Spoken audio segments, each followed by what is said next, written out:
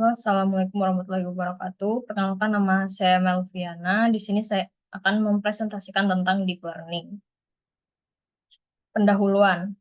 Definisi dari deep learning adalah cabang dari machine learning yang menggunakan jaringan saraf tiruan dengan lapisan yang lebih dalam untuk memproses data dan membuat prediksi. Lalu ada perbedaan dengan machine learning. Pada deep learning, model belajar dari data secara otomatis tanpa membutuhkan banyak fitur manual, berbeda dengan machine learning yang masih membutuhkan feature engineering. Lalu ada peran jaringan saraf tiruan, neural networks, neuron buatan. Dasar dari jaringan saraf tiruan adalah neuron buatan yang bekerja seperti neuron biologis melakukan operasi matematika pada input. Lalu ada struktur jaringan, input layer, lapisan input, hidden layer, lapisan tersembunyi, dan output layer, lapisan output. Deep learning menggunakan banyak hidden layer. Lalu fungsi aktivasi seperti ReLU, Rectified Linear Unit, di mana sigmoid dan softmax, yang memperkenalkan nonlinearitas pada model. Lalu, arsitektur jaringan saraf. Feed-forward neural network, FNN. Aliran data hanya satu arah dari input ke output. Lalu ada convolutional neural network, CNN. Digunakan untuk data berbentuk gambar, memiliki lapisan konvolusi untuk mendeteksi fitur visual. Lalu ada recurrent neural networks, RNN, digunakan untuk data sekuensial seperti teks dan waktu. RNN mempertahankan informasi dari time step sebelumnya. Lalu long short term memory, LSTM. Jenis RNN yang digunakan untuk menangani masalah vanishing gradient dan long term dependence dalam data sekuensial. Berikutnya, pembelajaran dan optimasi. Backpropagation, algoritma untuk melatih jaringan saraf dengan memperbarui bobot melalui perhitungan gradien. Lalu ada optimizers, algoritma optimasi seperti gradient descent, stochastic gradient descent, SGD, dan ADAP. Loss function, fungsi yang digunakan untuk mengukur performa model. Contohnya, mean squared error MSE untuk regresi dan cross entropi untuk klasifikasi. Lalu, regularisasi dalam deep learning. Ada overfitting, model terlalu cocok dengan data pelatihan dan tidak bekerja dengan baik pada data baru. Teknik regularisasi, dropout secara acak, mematikan beberapa neuron dalam pelatihan. L1, L2, regularization. Penalti pada bobot yang besar untuk menjaga model tetap sederhana. Data augmentation memperbesar dataset dengan memodifikasi data, terutama dalam masalah gambar. Lalu beberapa aplikasi deep learning, yaitu computer vision, pengenalan wajah, deteksi objek, klasifikasi gambar. Ada natural language processing, NLP, penerjemahan bahasa, analisis sentimen, chatbot. Speech recognition, sistem pengenalan suara seperti Siri atau Google Assistant. Rekomendasi sistem, algoritma yang digunakan oleh platform seperti YouTube, Netflix untuk merekomendasikan konten. Tantangan dalam deep learning, itu kebutuhan data yang besar. Deep learning memerlukan jumlah data yang sangat besar untuk pelatihan.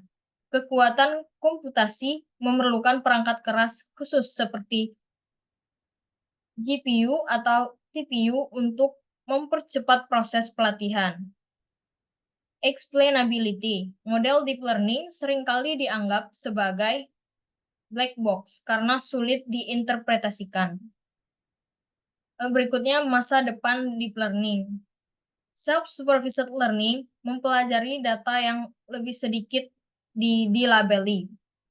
Lalu, generative models seperti generative adversarial networks atau GANs yang mampu membuat data baru dari distribusi yang sudah dipelajari. Lalu berikutnya ada AutoML, teknologi untuk otomatisasi proses machine learning dan deep learning. Lalu ada studi kasus, ImageNet, kompetisi klasifikasi gambar besar-besaran yang menunjukkan kekuatan deep learning. Lalu ada AlphaGo, sistem yang dikembangkan oleh Google DeepMind yang mengalahkan pemain Go terbaik di dunia menggunakan kombinasi CNN dan reinforcement learning. Berikutnya kesimpulan. Keunggulan deep learning menawarkan kemampuan luar biasa dalam tugas-tugas kompleks seperti pengenalan suara, gambar, dan bahasa. Keterbatasan membutuhkan data besar, biaya komputasi tinggi, dan sulit untuk diinterpretasikan. Baik, sekian presentasi dari saya. Terima kasih. Wassalamualaikum warahmatullahi wabarakatuh. Berikutnya saya akan melakukan hand-on pada deep learning.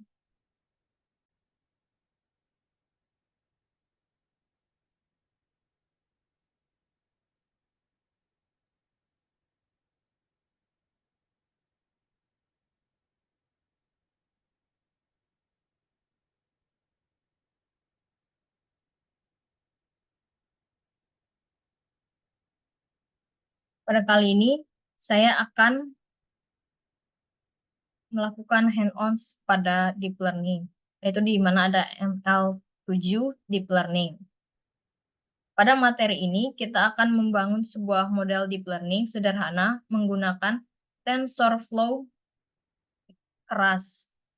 Yang pertama ada gathering data. Kita akan menggunakan dataset sederhana untuk kasus klasifikasi, yakni dataset iris. Dataset iris memiliki 4 feature variabel. Dataset ini juga memiliki sebuah label dengan 3 buah kelas jenis bunga iris, yakni iris setosa, iris versicolor, iris virginica. Yang pertama-tama kita untuk from Pandas import read CSV.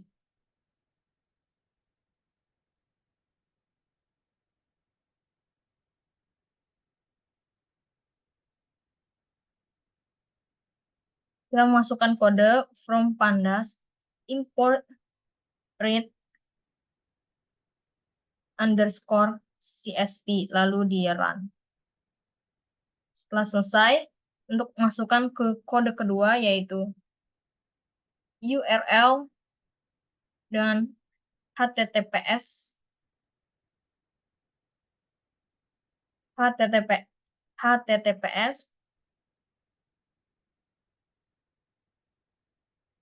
lalu raw.github-content.com/ahmatim/data min/dataset/iris.csv. Lalu ada df sama dengan read underscore csv dalam kurung URL. Lalu df.hit dalam kurung. Lalu setelah dimasukkan, selanjutnya kita run. Didapatkan hasil seperti ini. Berikutnya ada preparing data. Langkah selanjutnya adalah mengelola dataset siap digunakan untuk mentraining deep learning. Pisahkan feature X dan label Y dari dataset. Untuk memisahkan, kita dapat menggunakan kode X sama dengan df.values, lalu dalam kurung kolon, -1. Dan Y sama dengan df.values dalam kurung kolon, -1. Langsung kita praktekkan. Terdapat seperti ini. Lalu untuk berikutnya ada X dalam kurung 0:4. Setelah di-running, terdapat hasil seperti ini, itu terdapat hasil dengan array.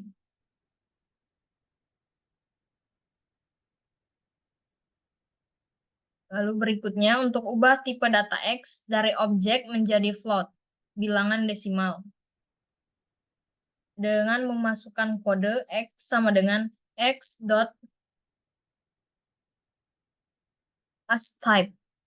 dalam kurung dalam petik float 32. Lalu X dalam kurung 0:4. Dan didapatkan hasil seperti ini.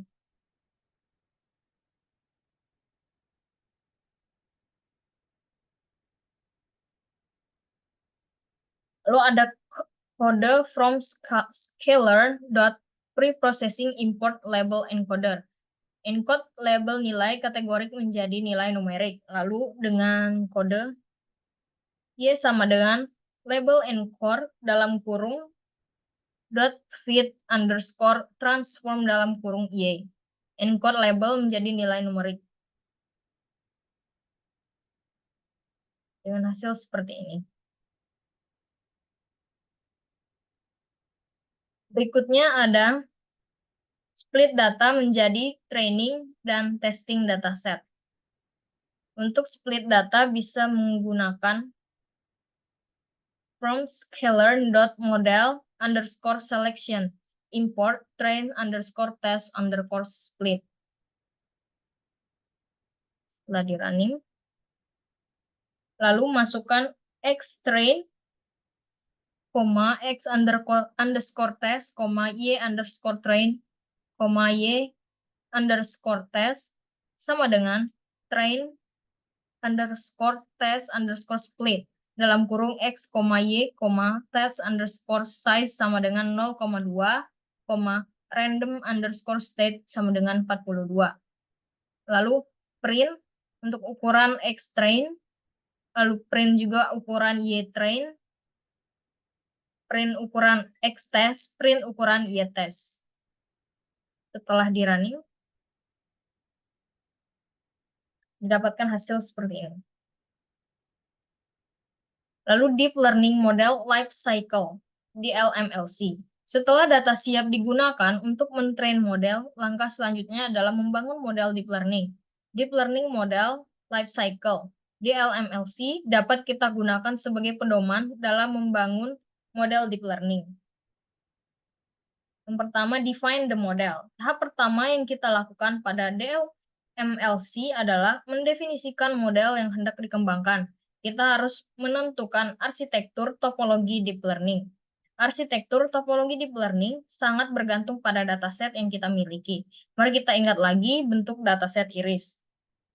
Dataset iris memiliki 4 feature dan 3 kelas. Artinya, arsitektur deep learning yang kita bangun harus memiliki input layer dengan 4 neuron dan output layer dengan 3 neuron. Kita bebas menentukan jumlah hidden layer dan neuron dalam tiap hidden layer.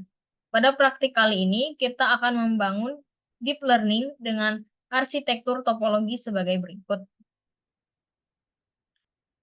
Arsitektur ini terdiri atas input layer dengan 4 neuron, 2 hidden layer, masing-masing hidden layer memiliki 3 neuron dan activation function ReLU. Output layer dengan 3 neuron dengan activation function softmax. Lalu import library TensorFlow Keras. Itu import TensorFlow STF. From TensorFlow.keras import layers. From TensorFlow.keras import sequential, model, input. From TensorFlow keras layers import dense.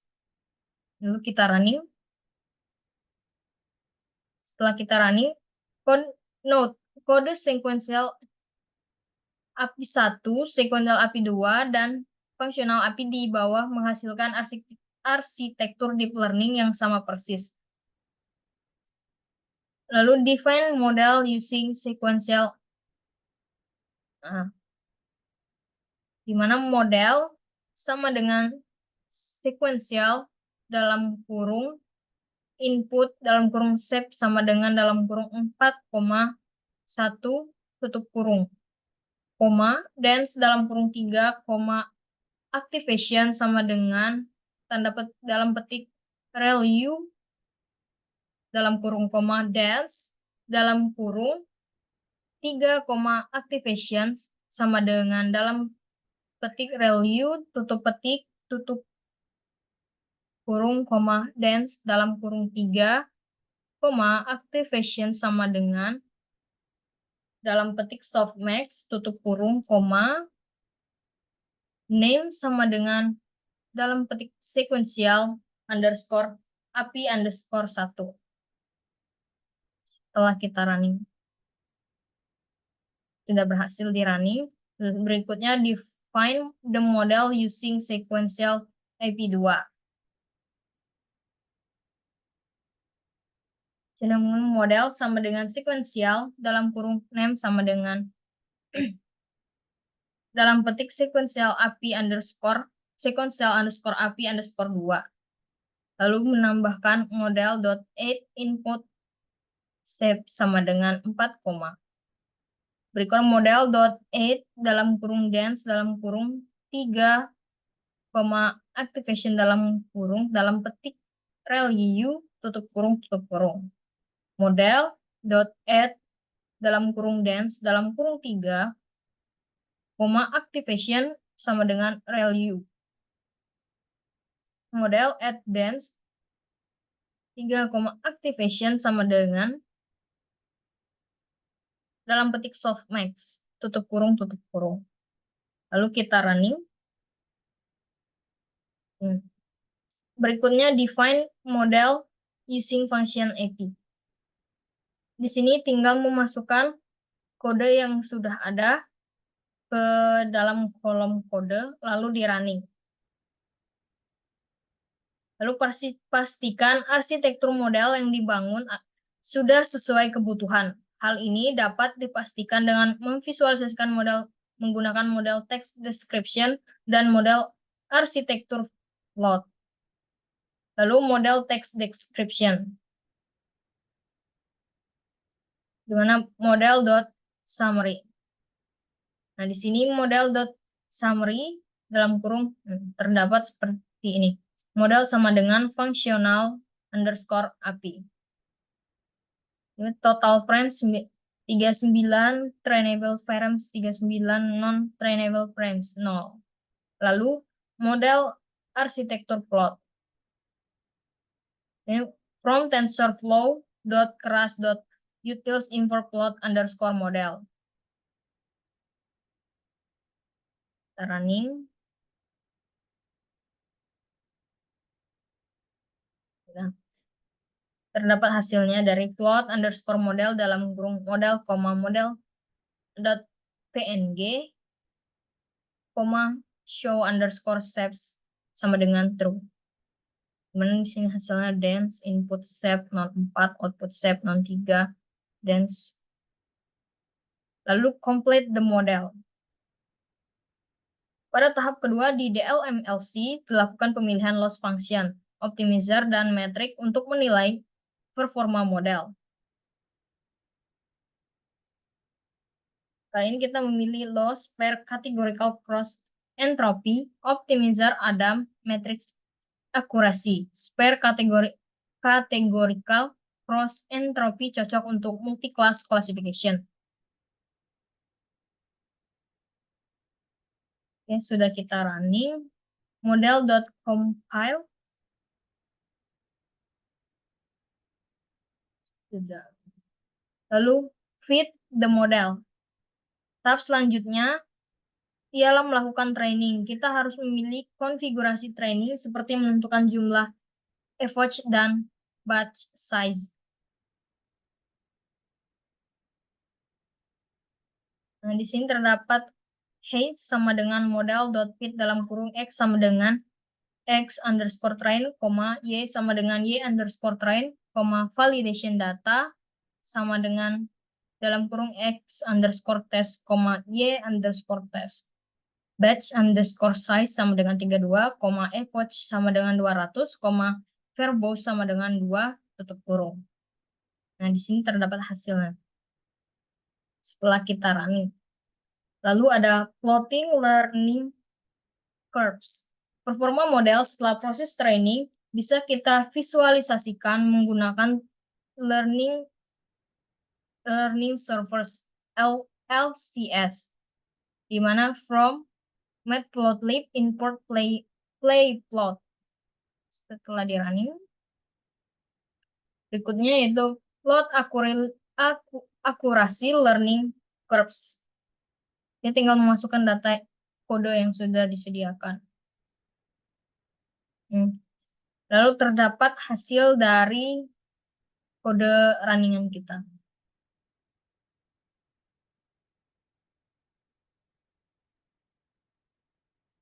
Berikutnya plot loss learning curves.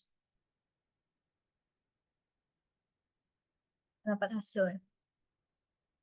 Di mana yang garis biru ini train loss dan garis orange yaitu fault loss.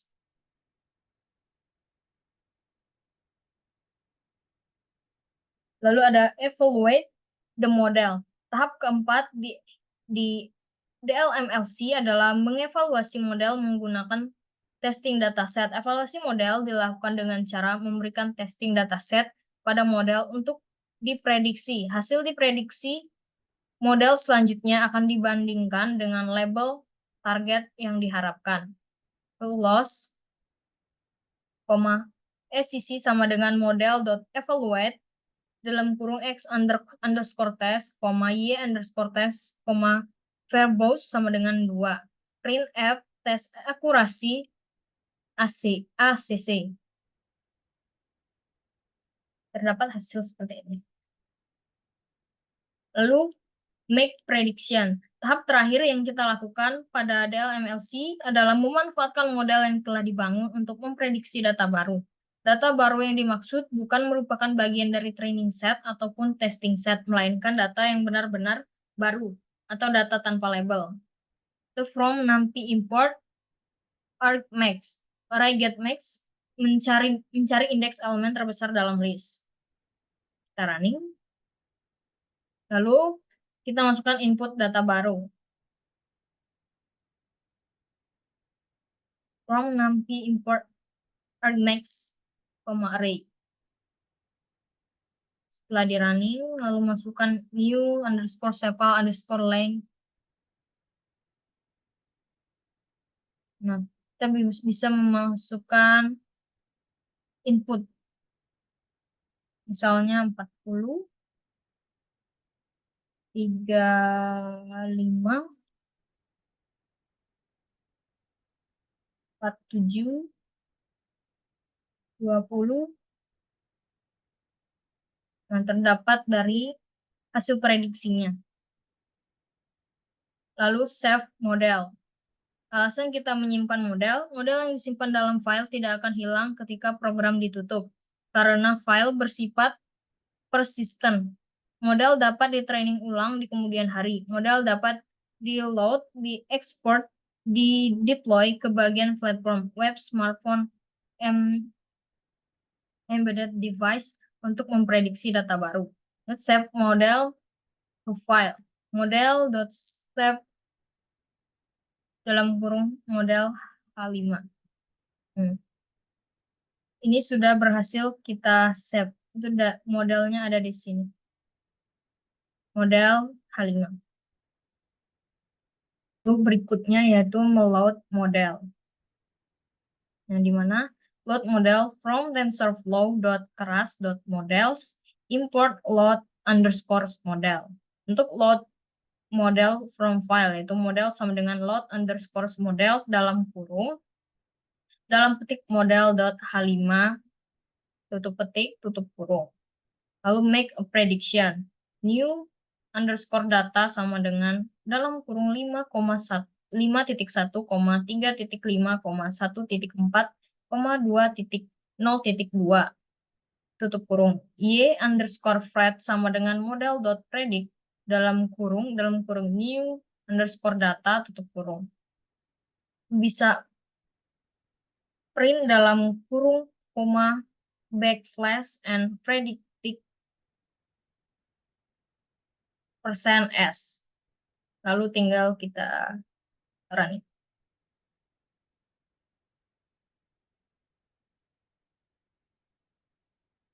Hasilnya.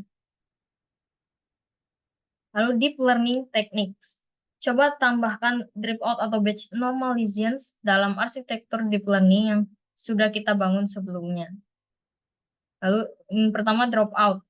Dropout termasuk salah satu teknik yang bisa kita terapkan untuk mencegah overfitting. Dropout adalah mengabaikan neuron pada layar tertentu secara acak selama proses training berlangsung. Mengabaikan maksudnya ialah tidak mengikut sertakan neuron pada tahap forward pass dan backward pass. From tensorflow.keras.layers import dropout. Kita running. Lalu contoh arsitektur DL dengan dropout. Kita masukkan kode ini. Berikut hasilnya.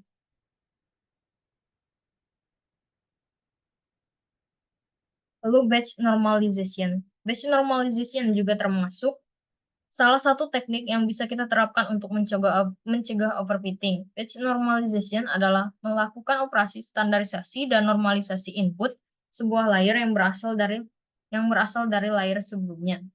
Itu from tensorflow.keras.layers import batch normalization. Contoh arsitektur DL dengan batch normalization. Kita running. Berikut hasilnya.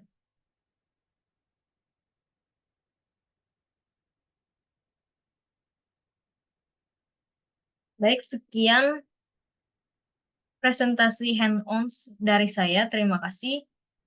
Wassalamualaikum warahmatullahi wabarakatuh.